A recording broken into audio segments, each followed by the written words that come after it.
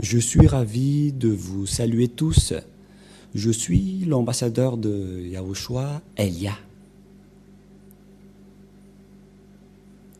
Je glorifie particulièrement le Père Yava et je glorifie également Yahushua. Nous sommes encore arrivés dans ce nouvel enseignement. Aujourd'hui, nous avons le numéro 1 dans le cadre de ce groupe d'enseignement que nous allons donner pour faire écouter au monde entier. Je vous souhaite à tous d'être bénis par Yahushua déjà en écoutant cet enseignement. Et je vous appelle tous, allons-y pour suivre ensemble cette parole ainsi que cet enseignement. Nous avons comme titre Yahva, le nom du vrai Dieu d'Abraham, et tout le reste sont des faux. Voilà ce que nous allons prouver encore, et j'espère que tout le monde est ravi, chacun dans votre foyer, pour suivre ensemble et pour écouter l'enseignement concernant le nom du Père Yahva. Premièrement, ce Dieu d'Abraham,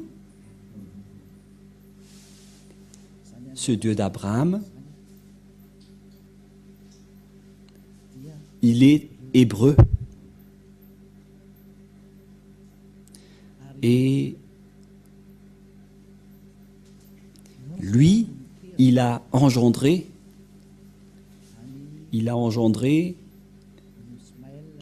Ismaël et Isaac. Mais après,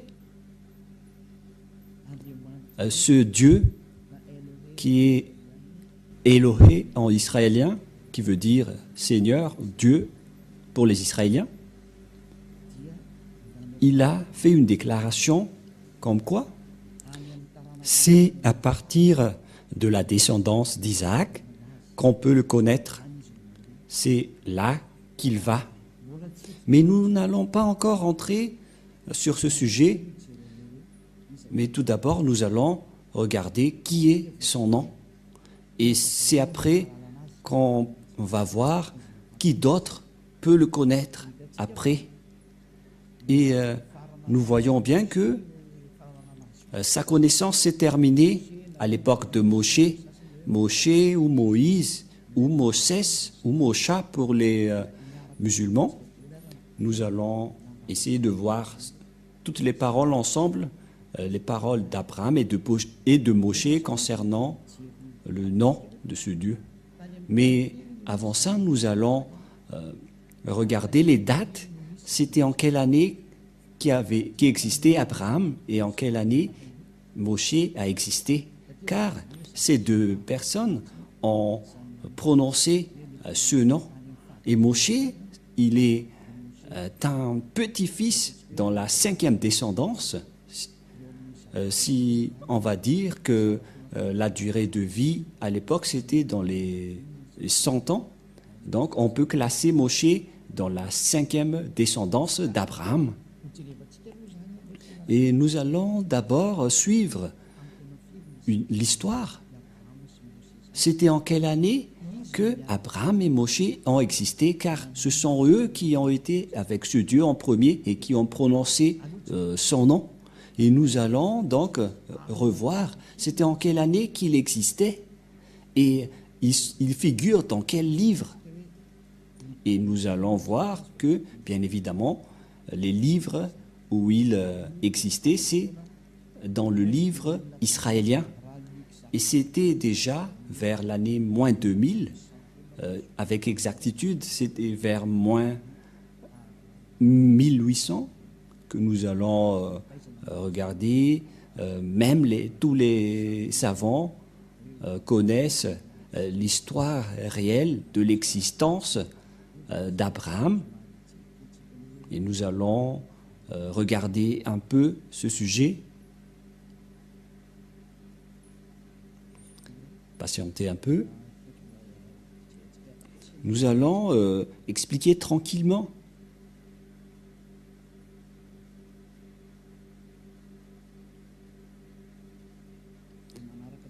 Et vous pouvez donc suivre tranquillement le déroulement de l'histoire. Et une fois que ça s'affiche, vous pouvez le suivre. Mais avant ça, nous tenons à dire que Abraham,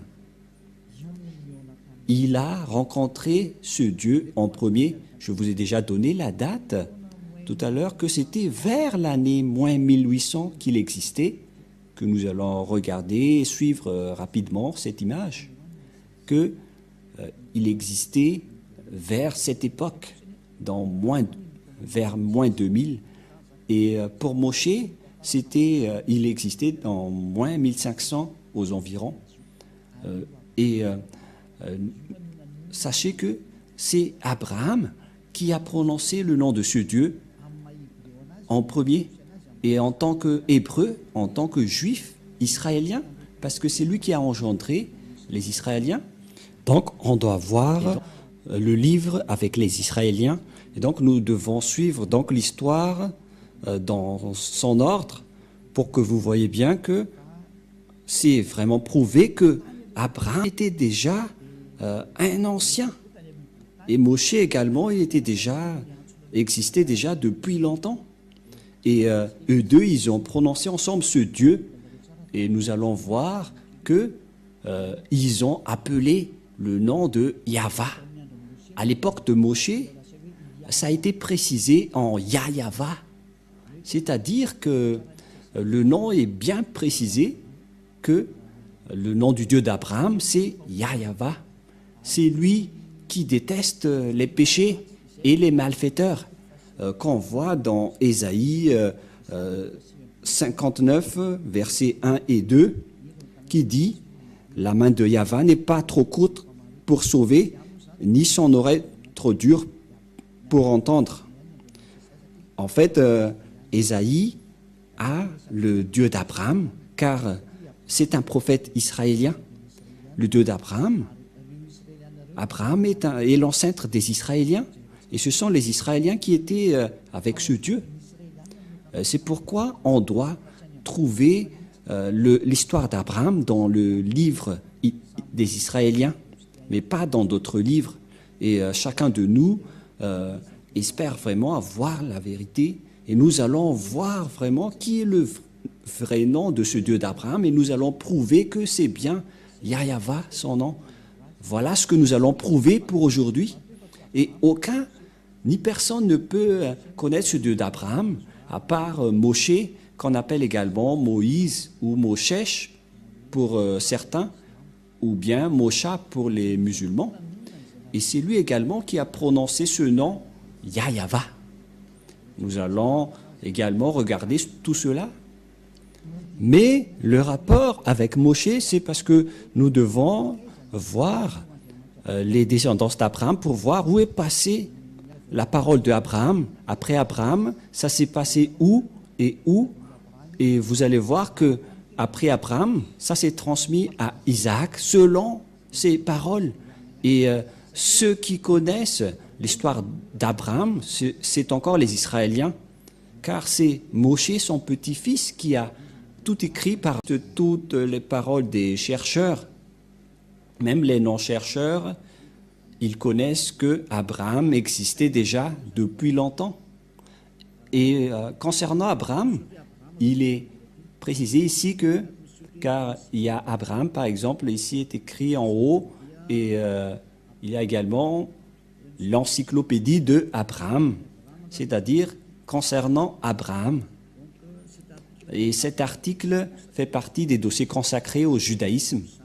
C'est-à-dire que ce sont les Juifs qui possèdent cette histoire, car on parle du Dieu juif, et Abraham est un Juif, il fait partie des ancêtres des Juifs. Et on va voir, Abraham existait vers quelle année? Et ce qui est dit ici, il est un patriarche des Hébreux, dans l'année moins avant l'an 0, donc, vers le 19e siècle, avant l'an 0. Cela veut dire qu'il existait vers moins 1900, moins 1800, par rapport à l'année d'existence d'Abraham, qui reste l'un des ancêtres des Juifs et des Israéliens vers l'année moins 1900. Il y en a certains qui donnent une précision à ce sujet, comme par exemple, il y a ceux qui disent parmi les écrivains qu'il existait vers l'année moins 1812.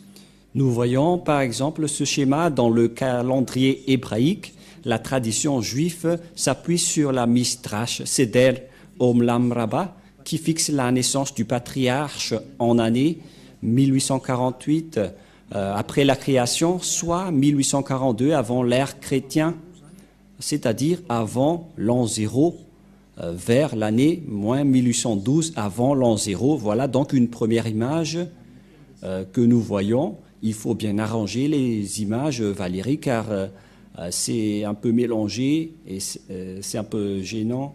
Je parle des photos que je vois ici avec moi, mais pas le vôtre, car moi aussi je regarde des photos. Et donc, d'après l'annonce de l'encyclopédie Larousse, ils disent tous que c'était vers l'année moins 1800 que Abraham a existé, c'est-à-dire aucun n'est plus ancien que lui. Et donc, comment Abraham a prononcé son Dieu dans le livre juif? Car les Juifs possèdent leur livre, c'est le Sefer Torah des Juifs. Le Sefer Torah, c'est le livre écrit par le grand-père Moshe. Et dans ce livre, on voit l'histoire d'Abraham, car il existait vers l'année moins 2000, moins 1900, après la naissance du dernier prophète israélien, car le dernier prophète israélien, c'était le prophète Yahoshua. Le dernier prophète israélien s'appelle Yahoshua. Le dernier prophète israélien s'appelle Yahoshua, que les gens ont placé vers l'an 0, que les gens ont changé en Jésus-Christ, qui est un faux Dieu. Ce n'est pas un Dieu grec, ce n'est pas un Dieu des Israéliens. Ce n'est pas un Dieu des Israéliens, mais c'est un Dieu grec que les gens ont inventé. Il n'est pas du tout un Dieu des Israéliens. Voilà. Et après l'an 0, donc, c'est là que les musulmans ont écrit leur propre livre, qui est arrivé largement en retard. Car on doit donc voir le plus original, qui est le plus ancien, vers les années moins 2000, que nous avons démontré que même si vous allez rechercher partout, ça tourne le plus ancien qui a prononcé le nom de ce Dieu. Et personne ne peut contester cela. Et celui qui détient le plus ancien livre qui a raconté tout cela, c'est toujours le grand-père Moshe, Moïse ou Mosha. Et Abraham, on peut dire ils font partie des grands-pères successifs. Parce que Moshe était arrivé après lui, Moshe ou également Moïse ou Moshesh pour les Anglais, Mosha pour les musulmans. Et donc, concernant lui, il était né vers les années moins 1500. Nous allons regarder approximativement la date de naissance de Moshe. Et nous allons encore regarder ici.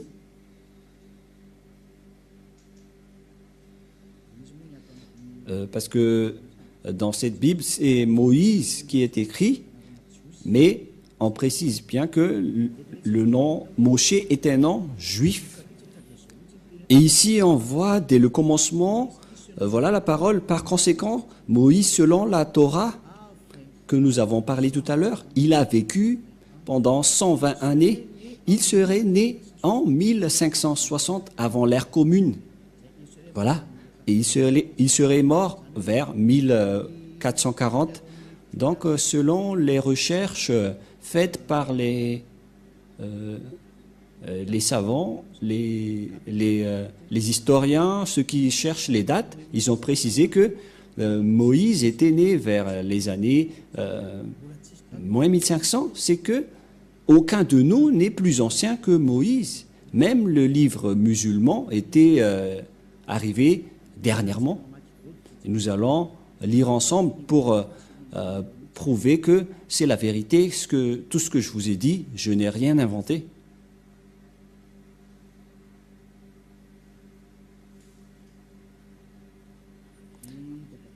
Concernant le grand-père Moshe, nous avons vu qu'il existait vers l'année moins 1500, avant l'an 0. Il n'y a pas d'histoire ici. Nous allons voir dans d'autres endroits. Voilà ce que nous venons de lire. Et nous allons regarder d'autres.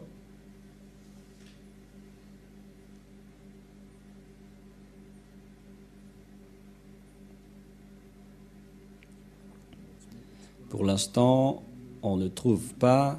On continue les recherches, mais moi, je veux vous prouver que c'était vers ces années qu'on a parlé tout à l'heure, l'année de naissance de Moshe.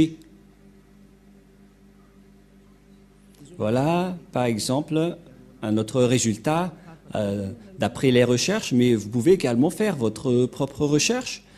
Pour ce résultat, il était né aux environs de, selon les observations, que ça a disparu. Le voilà. Portrait de Moïse. Non, Moïse, Ben Amram, de la tribu de Lévi. Il est bien une descendance de Lévi. Naissance vers moins 1280, c'est-à-dire à peu près de moins 1250. C'est-à-dire que Moshe et Abraham, ils étaient nés depuis longtemps. Vers moins 1900, le grand-père et son fils, vers moins 1500. C'est normal, car après cela, on a vu l'esclavage des Israéliens en Égypte pendant à peu près 400 ans. Et si on va retrancher 1900 par 1700 à peu près, ou bien 1800 moins 500, ça donne 1200. C'est-à-dire vers 1800, 1700, et on voit un écart de 400, 500 ans par rapport à la date de naissance réelle. On a une petite erreur, une marge d'erreur, mais on parle qu'ils sont les plus anciens. Et donc c'est clair qu'ils sont les plus anciens. Et pour Abraham, c'était des mythes, mais c'était Moshe qui a écrit toute son histoire. Et donc, si l'on va regarder également dans le livre musulman, nous voyons bien que ce n'était que vers l'année plus 600 que ce livre a été créé. Donc, c'était récent. Mais si nous devons regarder la vérité qui est le salut, car nous devons sauver les gens. Par quel moyen on va sauver les gens? C'est par la vérité. Et nous allons donc voir également d'autres livres sans inventer. Nous devons toujours partir des livres que... Patientez un peu, nous allons bien suivre.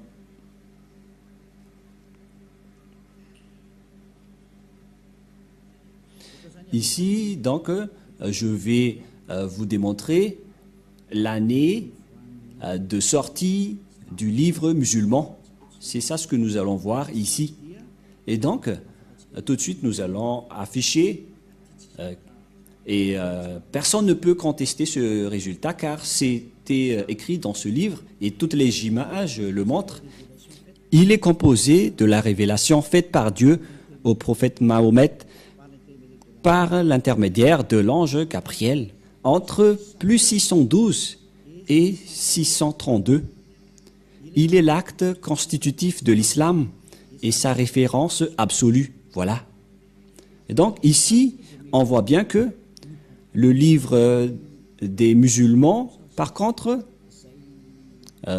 qui est porté par le prophète Mahomet, selon la religion islam, c'était aux alentours de l'année 612 et 632 aux environs. Voilà donc les années de création de leur livre, car il s'agit de l'année de création du Coran. Vous pouvez également prendre note à ce sujet pour voir ce résultat. Et il y a également une autre explication à ce sujet. Quand est sorti le Coran? Les plus anciennes versions complètes du Coran dateraient du 9e siècle. C'est 9e siècle.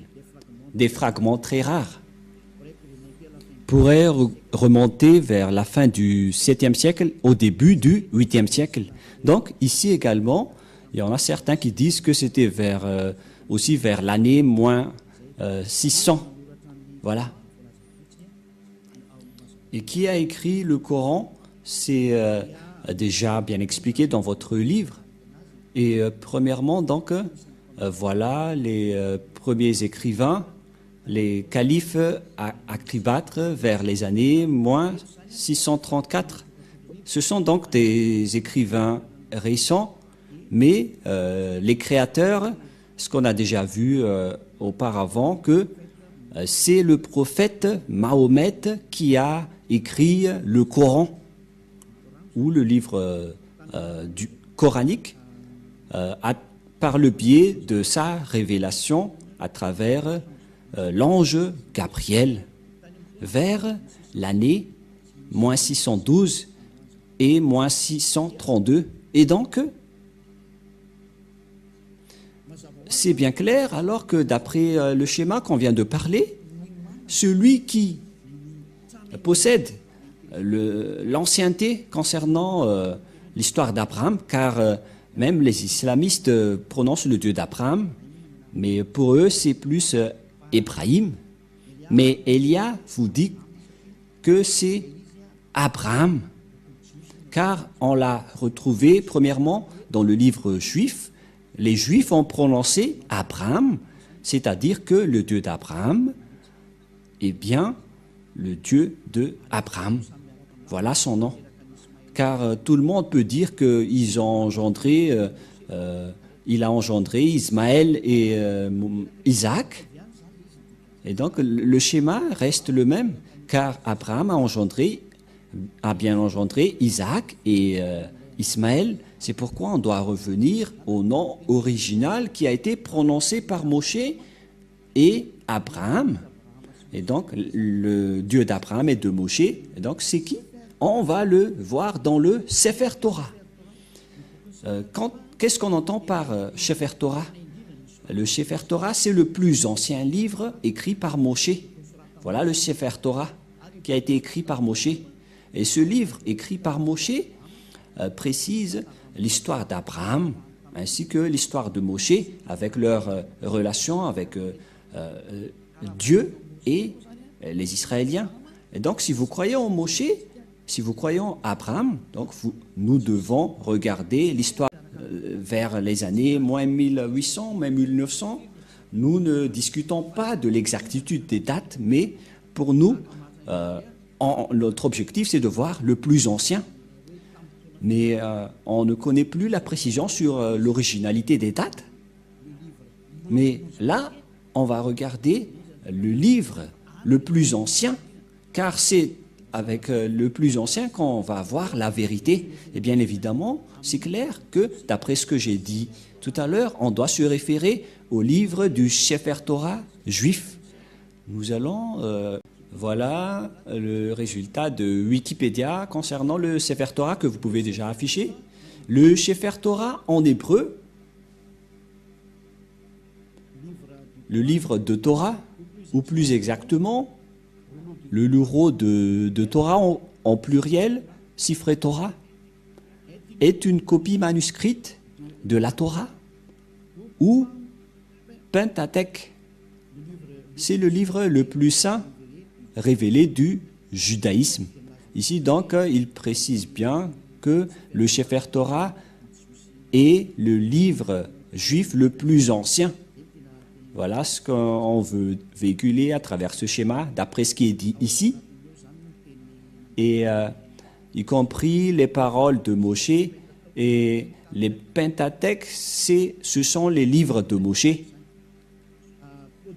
La production du Sefer Torah, en bas, selon la loi juive, un Sefer Torah ou Shifrei Torah est une copie du texte hébreu des 5 livres de Moïse, qu'on appelle les Pentateuch. Voilà. Et donc, ici, le Sefer Torah, ce sont les 5 livres écrits par Moshe dans les Pentateuch. Donc, c'est bien clair pour tout le monde que c'est dans le Sefer Torah qu'on trouve le livre original écrit par Moshe vers l'année moins 1200 ou moins 1300 avant l'année 0, qui sont les plus anciens.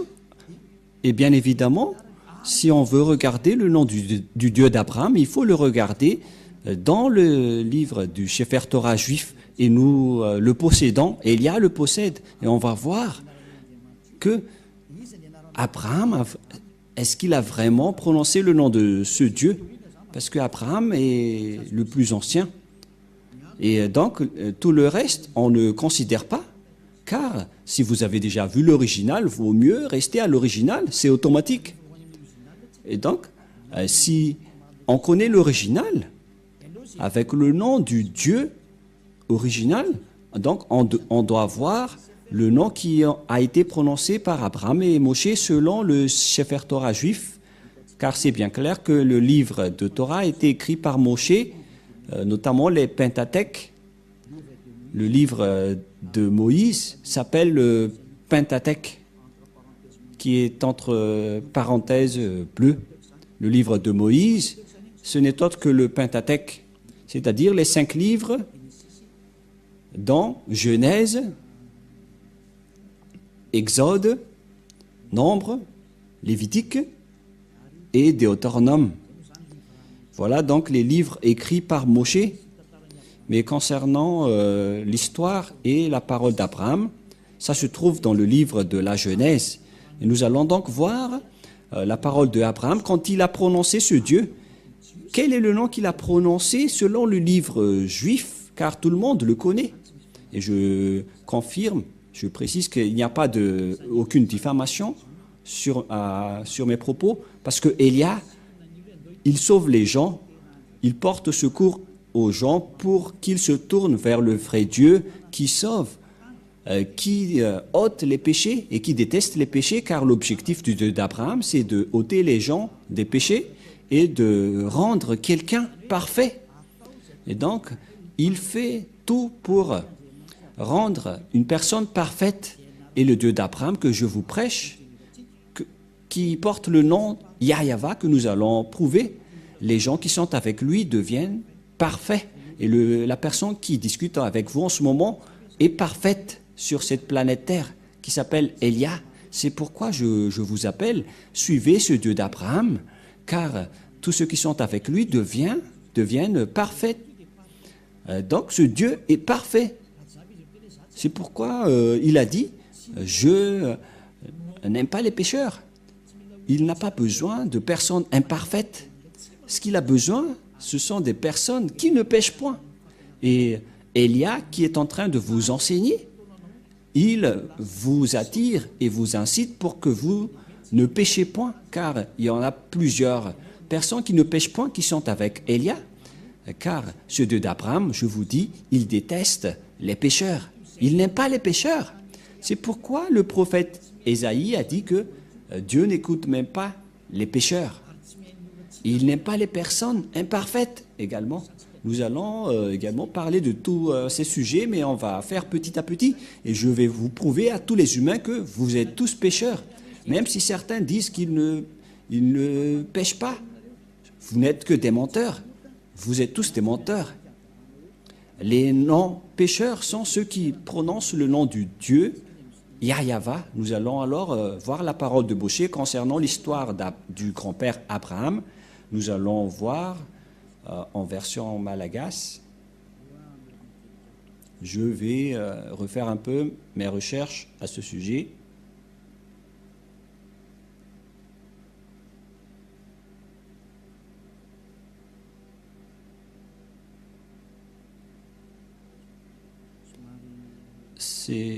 On doit rechercher un peu.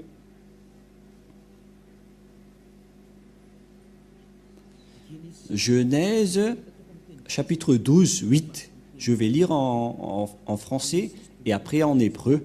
Genèse 12, 8 que nous allons lire en premier. Et il se transporta de là vers la montagne à l'orient de Béthel, et il dressa ses tentes, ayant Béthel à l'occident et Haï à l'orient.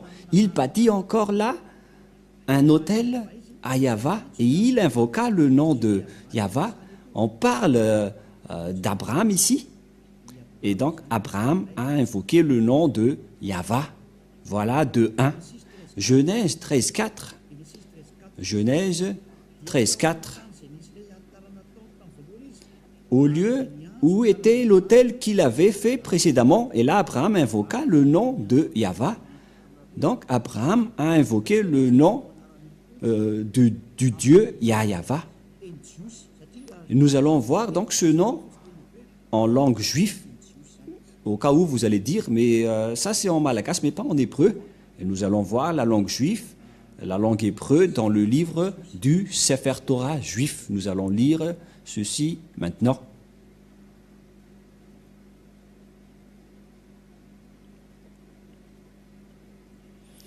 Nous allons lire le Genèse de tout à l'heure, Genèse 13, 4.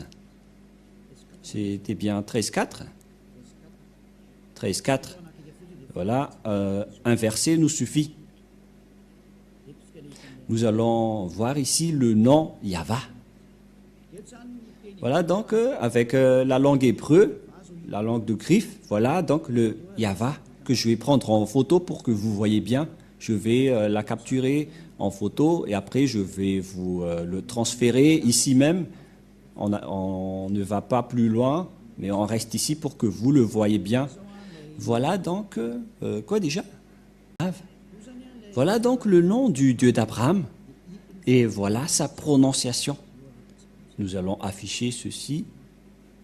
Nous allons faire descendre. Une fois affiché, on va le lire.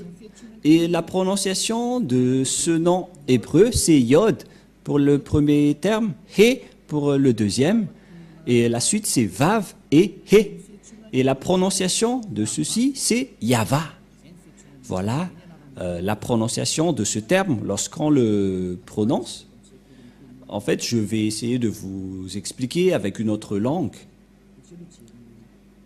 C'est mieux si nous voyons directement la parole du grand-père Moshe, car c'est Moshe qui a invoqué ce nom en premier, et nous allons voir que ceux qui prononcent ce nom sont ôtés du péché. Ce Yahva, ce Yod He Vav He, voilà sa prononciation. Voilà sa prononciation. Et on le apprend directement, mais tout d'abord, on va bien regarder la photo. Mais en lecture normale, on le lit Yahva. Et vous allez dire, mais je vois un W ici. Et dans cet écart, il n'y a rien. Et où sont passés le terme qui devrait être ici? Et qu'en est-il de ceci?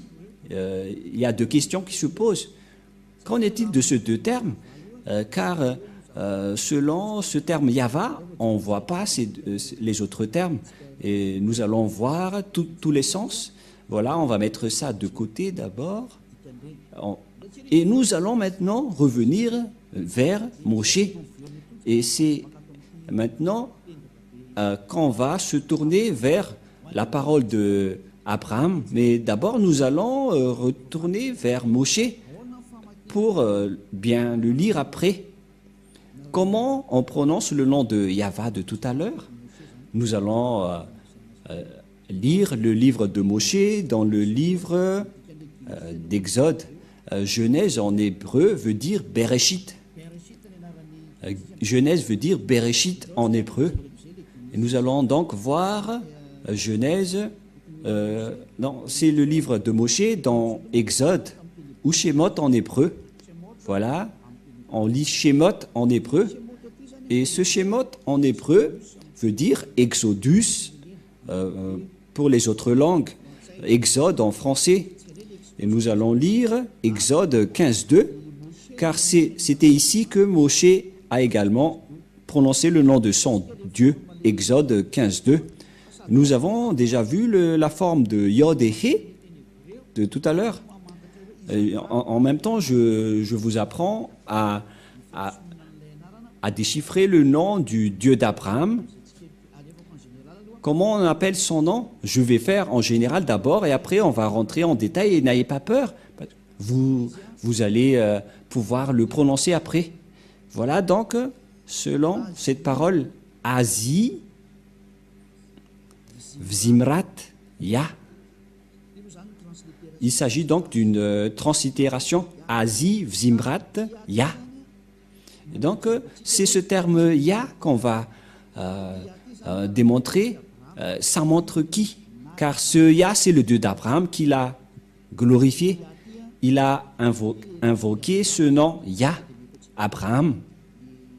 Tout de suite, je vais directement afficher ici le nom qu'il a invoqué et comment on va lire ce terme. Nous allons bien tracer et après, nous allons apprendre à lire pour que ça soit bien clair pour vous après. Voilà donc le Dieu d'Abraham, Yod et He. Comment ça se prononce? La prononciation est comme suit, mais nous allons d'abord l'archiver. Et comment on lit ce terme? La prononciation de ce terme est ceci, c'est Ya. Voilà. Je vais également capturer en photo et après je vais vous les redonner. Je vais expliquer petit à petit pour que vous suivez bien. Et la prononciation de ceci est ceci. Qu'on ne doit pas changer, car dès que vous voyez les formes Yod et He, vous le prononcez directement Ya. Et on va laisser ça de côté, mais je vais vous apprendre comment l'expliquer dans un tableau, car je suis en train de vous l'enseigner. Et après, je vais lire en version anglaise également, concernant ce nom. Voilà donc le Yod, le He, le Vav et le He. Et vous allez dire, mais pourquoi vous connaissez ce nom? Comment vous avez connu ce nom? Nous allons lire cela tout à l'heure que c'est le vrai nom.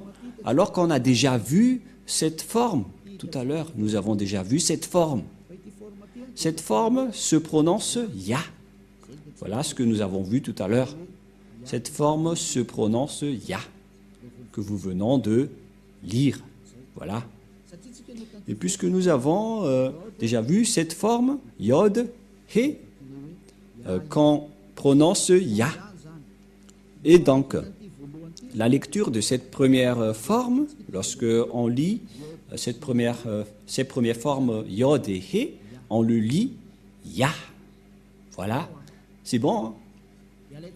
Et nous allons le capturer en photo pour ceux qui ont noté que cette première forme se lit Ya, car on a vu le grand-père Moshe invoquer le nom à travers cette forme et il a invoqué Ya. C'est clair, d'après cette explication, et personne ne peut contester que c'est bien Ya, la prononciation. Et même le grand-père Moshe a bien prononcé que son nom, le nom de ce Dieu est Ya. Mais personne ne peut contester cette vérité. Et je vais également prendre en photo et qu'on va archiver. Et donc, on a terminé avec cette première forme. Voilà. Et comment on va prononcer le deuxième? Quelle est le deuxième forme? Quelle est la deuxième forme? Voilà la deuxième forme. Tout de suite, je le donne et après, on va lire le nom. Nous allons lire directement Ya est ma force et reste mes chansons. Lui, il est devenu Seigneur. Donc pour les Juifs, le Dieu juif s'appelle Ya, Yod et He. C'est bien clair. Donc il n'y a plus rien à contredire. La parole du grand-père Moshe est très claire. Ça se prononce Ya. Et comment on va aussi prononcer les deux dernières formes. Et donc nous allons revenir ici même. pour lire les deux dernières formes. Et donc, ici aussi, nous avons déjà vu les formes Yod, He. Mais par contre, ici, ils ont écrit Yahweh, alors que nous venons de voir tout à l'heure que dans la translittération, ça ne devrait pas du tout être Yahweh qui ont induit en erreur les catholiques romains. Car dans le Sefer Torah, c'est bien Yahva la prononciation. Et on va prendre en photo, car certains aussi disent que c'est Yahwa, mais pas Yahva.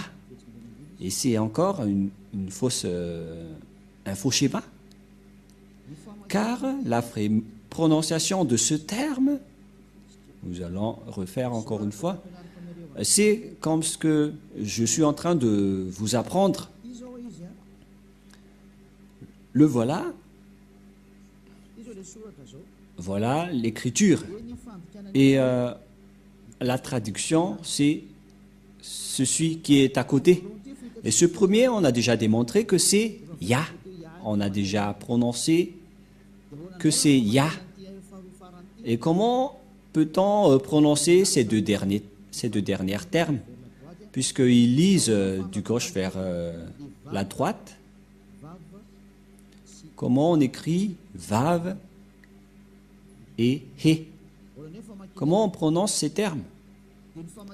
Et ces termes se prononcent selon eux en W, A, H. C'est pourquoi les gens disent Wa. Mais en fait, ce n'est pas Wa la vraie prononciation, mais Va pour les Juifs. Les Juifs le prononcent Va. Nous allons voir cette parole de confirmation que pour les Juifs, le W se lit V. Et nous allons voir une autre sorte d'encyclopédie sur Wikipédia pour observer en apparence ce schéma. Voilà. Et j'affiche tout de suite et nous allons voir l'encyclopédie qui parle de l'histoire de la prononciation de Vav pour cette forme. Je vais devoir rechercher un peu en langue juive comment on lit W, car les Juifs ont déjà fait un rectificatif concernant leur langue. Mais parce que pour les Juifs, on lit W par Vav ou V. Ça se prononce V. On va regarder ici. Ah, ça y est, je l'ai trouvé. Vous pouvez afficher maintenant. Voilà, donc sur Wikipédia, qui regroupe tous les chercheurs et les savants dans le monde qui font des recherches sur les lettres, les chiffres et les paroles. Comment on lit ce W? La lecture de ce W, c'était vers l'année moins 200. Et c'était les sophérim juifs, les sophères juifs qui ont écrit ce livre. Les sophères, ce sont les écrivains du Sefer Torah. Et ces écrivains ont fait une révélation vers l'année moins 200. Vers l'année moins 200, avant l'an 0. C'est le terme BCE. BCE, ça veut dire l'an 0. Et donc, avant l'an 0, il y avait la date moins 200. Et les Juifs, dans le monde entier, ont sorti une révélation vers l'année moins 200 que la lecture du lettre W, ce n'est pas W ou, mais c'est bien V, la bonne lecture, la bonne prononciation pour eux. Et personne ne peut les contester car ils sont les propriétaires de leur langue et de leur culture. Vous êtes fous si vous allez contester les propres civilisations et cultures des autres. Et donc, on voit ici le lettre Vav en hébreu. En même temps, je vous apprends l'hébreu pour que vous puissiez bien lire l'hébreu et confirmer que la parole de Elia, l'ambassadeur de Yahushua, est vraie, que ça se prononce vraiment V. Voilà donc le Vav ou le lettre V. Ici en haut, on va lire que il est écrit that followage, that pronunciation of modern standard Israel hébreu. Donc il s'agit d'un rectificatif de la langue hébreu que les gens ont faussé et qu'ils ont rectifié. Et donc, description, ça veut dire décrire la prononciation après la correction moderne, standard de la langue hébreu. On parle ici donc de prononciation. Si vous ne savez pas l'anglais, je vous explique que la prononciation de la langue hébreu, selon les ne devaient pas rentrer profondément dans leur langue. Et les gens qui ont suivi cette parole et qui marchent dans la droiture, comme Élia, ils deviennent des personnes parfaites et qui ne pêchent point, car ils connaissent le vrai nom. Une fois que vous connaissez le vrai nom, vous ne péchez point après. Voilà donc la lettre Vav. Voilà la lettre Vav. Vav. Et la prononciation, c'est V as invoque. C'est-à-dire que c'est V la bonne prononciation. Ici, on voit la prononciation. Approximate Eastern European équivalente, c'est-à-dire c'est comme la langue européenne. Les Européens, quand ils voient Vogue, ils prononcent Vogue. C'est une lettre V. Et donc, la prononciation du lettre Vav en hébreu, selon la prononciation de Abraham et Moshe, on le prononce V, mais pas W ou comme avec certains, c'est directement V. Voilà de 1. Et nous allons également regarder une autre encyclopédie, toujours dans Wikipédia, hébreu alphabet, wikipedia.org, que nous pouvons bien voir ici en haut. Il s'agit de l'hébreu alphabet. Et c'est bien clair, donc, qu'il s'agit d'un sujet d'alphabet. Ce sont selon l'alphabet hébreu. Et nous allons également regarder un autre résultat sur Wikipédia, toujours dans ce schéma, dans le même schéma. Il y a encore un autre Wikipédia qui existait vers l'année moins 200. Et selon eux, ils ont sorti cela depuis le système photo-cananéen, phénicien, araméen et hébreu. Et donc, cette prononciation de la langue hébreu qui suit l'alphabet wikipedia.org, toujours, c'est écrit en bas du terme Dieu d'Abraham. Donc, on voit bien que c'est de la langue juive, de l'alphabet hébreu, consonante ou abjad. Et ici en bas, on voit que c'était vers l'année moins 200 avant l'an 0 que ça existait. Et on va regarder la prononciation à l'époque, comment on a prononcé la lettre V, et nous allons voir la prononciation de la lettre V, c'est comme ça. Voilà le Vav. Vav ou W-A-W. Et comment ça s'écrit, comment ça se prononce? C'est clairement V. Nous allons voir ici en haut le phonème. En fait, le phonème, c'est le son. Et lorsque vous invoquez ce nom, comment ça sonne? Et ça sonne donc vous. Vraiment, c'est pas vous, mais vous. Va. C'est pourquoi ils ont précisé le phonème ici, qui est un grand V, qui est bien clair, en gras.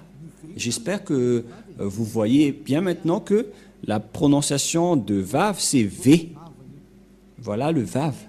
Le phonème de ceci, lorsque on prononce avec votre bouche et votre langue, c'est V d'après Wikipédia. C'est-à-dire, personne ne peut contester le Vav, c'est bien un V, la bonne prononciation. Nous allons alors revenir à la langue hébreu, car on l'a déjà capturé en photo. Mais avant de sortir la photo, je vais tout d'abord écrire ce que je viens de vous enseigner. Et nous allons effacer ceci d'abord, voilà. Et nous allons réécrire. Allons-y. En premier, c'est Yod et He. Et ça se prononce, selon les Juifs, le premier terme que je vais mettre en bas, sa prononciation se lit I, et l'autre se lit AH. Je vais expliquer simplement.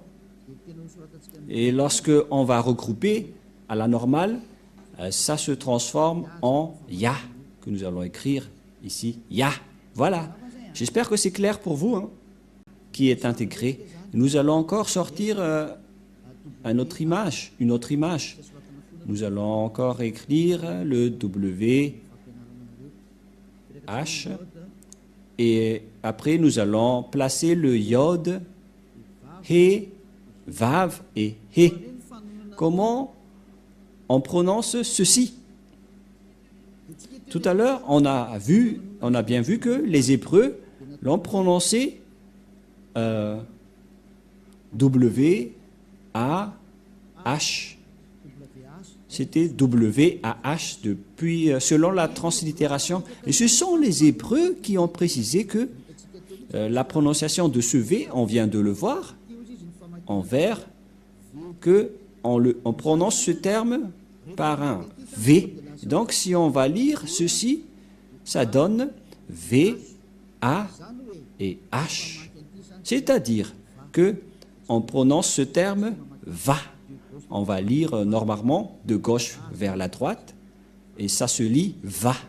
Et on va regrouper maintenant, car selon les Hébreux, ça se prononce va, qu'on va rajouter avec ce terme au début, alors que selon les Hébreux, ce terme se prononce ya, Y-A-H, et lorsqu'on va le regrouper avec le va, ça donne, qu'est-ce que ça donne?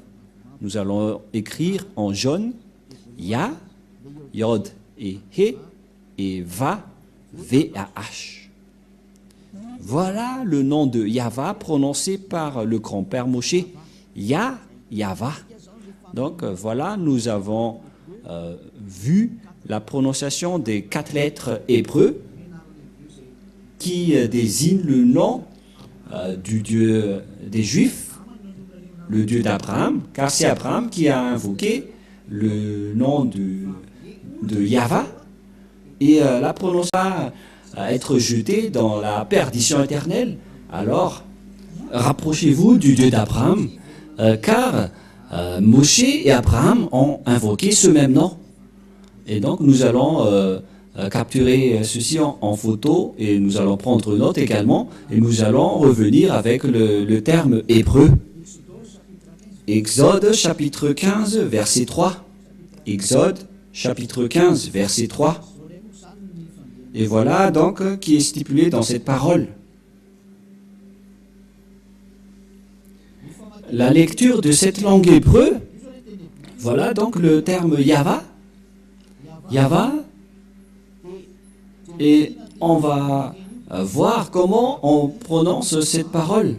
Yahva Ilshama, Yahva Shmo.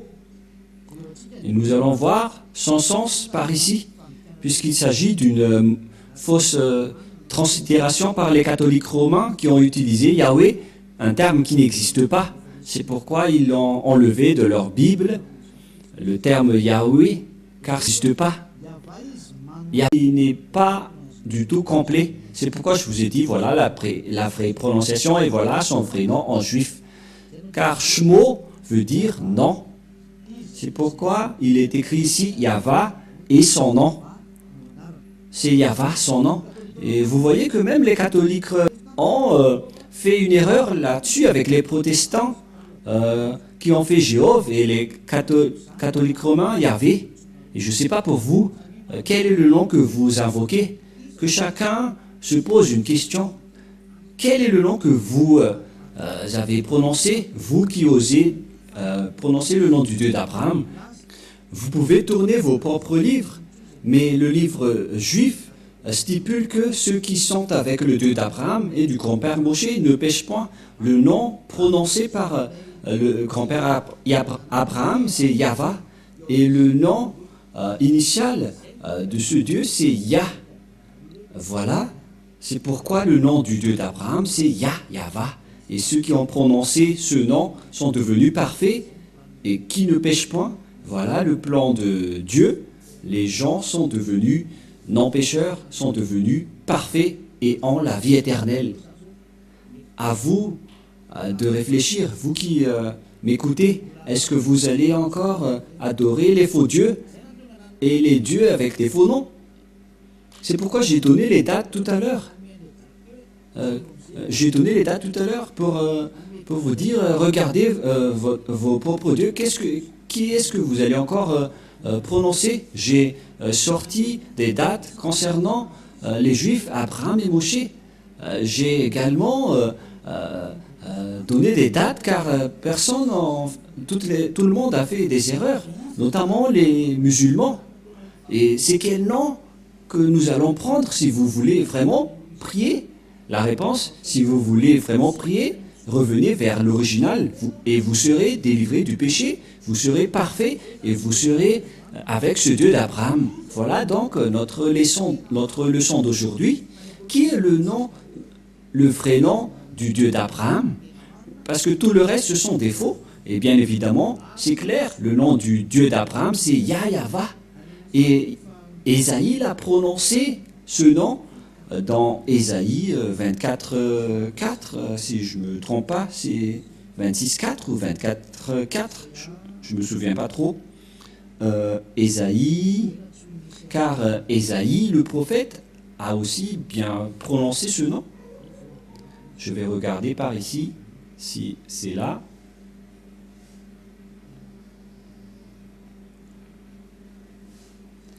Ésaïe 26, 4, mais pas 24, 4. Ésaïe 26, 4, que nous allons voir un tout petit peu. Dans le livre d'Ésaïe, chapitre 26, il est bien stipulé ici, d'après les translittérations et les phonèmes, dans Ésaïe 26, 4, toujours dans le livre du Sefer Torah juif que nous allons lire. Le voilà. Voilà donc la langue des griffes des Juifs, mais nous n'allons pas perdre notre temps, car nous avons déjà la traduction. Abichu, Vahyava, Adeyad, Kibiya, Yahva. Voilà, il est déjà regroupé. Le nom Yahva, qui est très clair. Donc le nom du Père Yahva, c'est bien Yahva.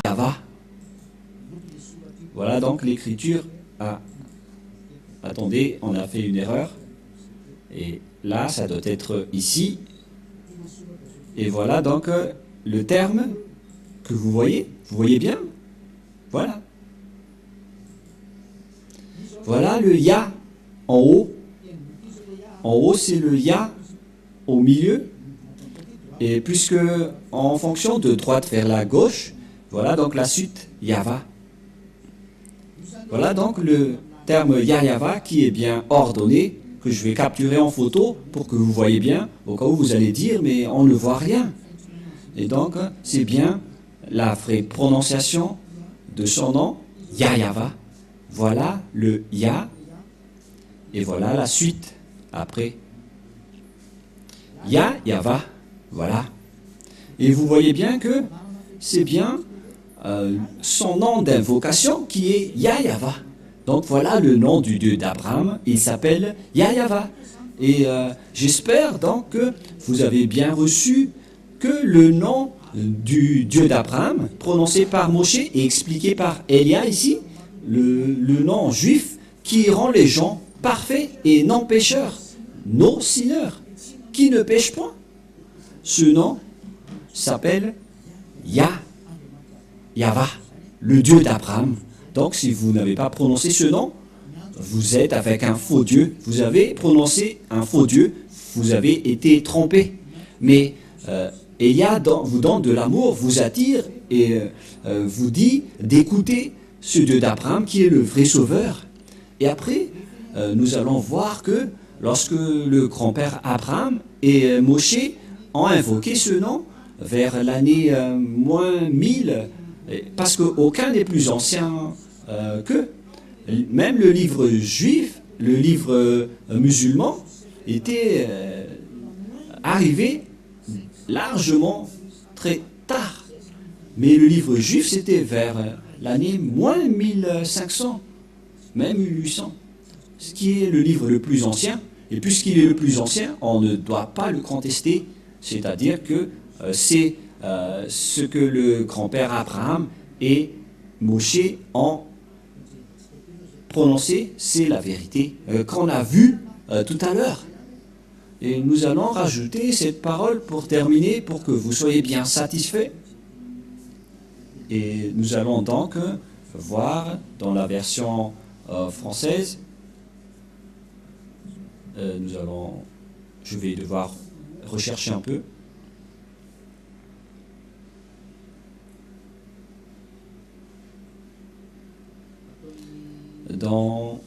C'est où déjà? Genèse 21, 23. Genèse 21, 23.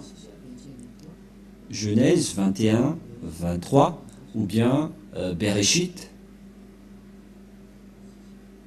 Genèse 21, 23. Qui est la suite, la parole de tout à l'heure que je vais rajouter. Genèse 21, 23. Nous voyons bien ici que il a bien prononcé le nom de Dieu, Yahva.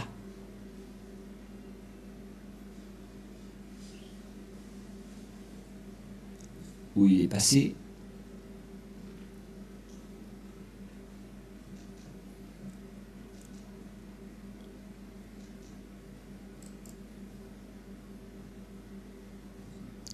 « 21-33 »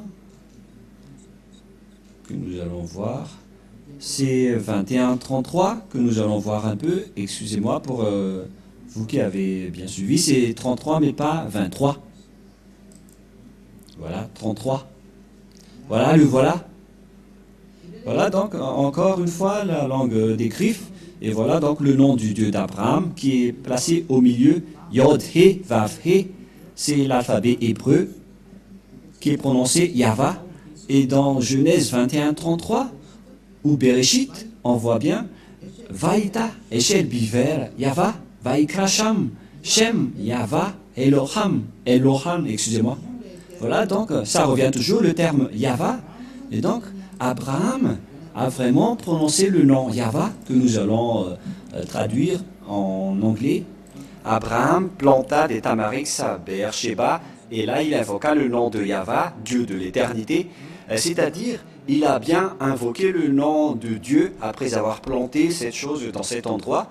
Nous allons traduire rapidement, parce que ici nous voyons bien que Abraham a bien invoqué le nom de ce Dieu à travers 3 versets que je viens de vous donner dans Genèse 12, 13, 21 et 33, le dernier. Il a bien invoqué le nom de ce Dieu avec le nom Yahva. Et donc le nom Abraham, qui était vers l'année moins 1900, et Moshe, qui était vers moins 1200, moins 1300, le nom de leur Dieu n'est autre que Yahva. Si ce n'est pas avec ce nom, alors vous avez tort, et vous devez accepter d'avoir tort. Pourquoi? Car il s'agit d'un amour pour vous sauver. Il s'agit de sauver votre âme. Si vous voulez que votre âme soit sauvée, alors croyez. Sinon, ne vous cassez pas la tête, et tant pis pour vous. Mais pour les gens qui cherchent le salut, sachez, écoutez la parole de Elia, car Elia est là pour vous sauver. Et la prochaine fois, nous allons regarder quelle est la suite de ce sujet, car une fois que vous allez suivre la parole du Dieu d'Abraham, Abraham est parti où pour discuter après? Et où est la parole, la dernière parole qu'on doit écouter? Et qui doit-on écouter? Au final, nous allons parler de cela lors du prochain enseignement que vous allez écouter prochainement, peut-être demain ou après-demain. Et nous allons donc aborder le sujet, la question, où est allé le Dieu d'Abraham après? Qui porte cette vérité jusqu'à maintenant? Et ce Dieu d'Abraham est avec qui aujourd'hui? Nous avons déjà vu qu'il était déjà avec Moshe, mais à notre époque aujourd'hui, où est-ce qu'on peut le trouver, ce Dieu d'Abraham? La réponse, il est avec Élia maintenant, mais jusqu'à mon arrivée, nous allons voir petit à petit la vérité. Aujourd'hui, nous avons bien vu que le Dieu d'Abraham a le nom de Yahva qu'il a bien prononcé. Et pareillement avec Moshe, à l'époque d'Abraham, il a invoqué le nom Yahva, mais avec Moshe, on l'a précisé avec Yahva. Et donc, je vous souhaite le meilleur, car il s'agit d'un salut mondial que Elia est en train de diffuser. Je suis là pour sauver les Israéliens, les Arabes, les Anglais, les Chinois, les Africains. Le salut est pour tout le monde. Elia est là pour vous sauver, pour vous porter secours, pour porter le salut pour ceux qui ont envie d'être sauvés et qui n'accepteront plus d'être tués par les diables. Alors, n'ayez plus peur. Notre salut est arrivé. Vous ne devrez plus avoir peur, car le Dieu d'Élia est vivant. C'est lui qui a envoyé Élia pour le représenter directement aujourd'hui. Alors, acceptez votre salut. Voilà la parole de Élia. Gloire au Père Yahva. Gloire également au dernier prophète qu'il a envoyé. Nous allons également parler du sujet de ce dernier prophète. Le dernier prophète envoyé par le Père Yahva, son nom c'est Yahushua. Et nous allons bien voir c'est qui Yahushua. Est-ce que nous allons y arriver? Quelle est la parole qui a été stipulée par ce Père Yahva, le Dieu d'Abraham? Nous allons voir tout ça, car notre objectif c'est que les personnes soient ôtées du péché et ne pêchent point. Et cette personne que vous voyez en train de prêcher, c'est une personne qui ne pêche point sur cette terre. Et c'est une personne parfaite à cause de sa relation avec le Père Yahva. Suivez-nous. Gloire au Père Yahva. Prions ensemble. Merci beaucoup, Père Yahva, pour la parole que tu nous as donnée. Car la parole que tu nous as donnée, c'est de l'amour et c'est du salut pour faire réfléchir tous les humains sur terre, sur leur chemin. Élia te demande, Père Yahva, ne laisse plus les diables tuer les gens. Ça suffit. Ils ont déjà jeté beaucoup de gens en enfer. Sauve les gens, Père Yahva. Voilà ce que Élia te demande pour que tu sauves. Et vous à notre prochain enseignement. Au revoir.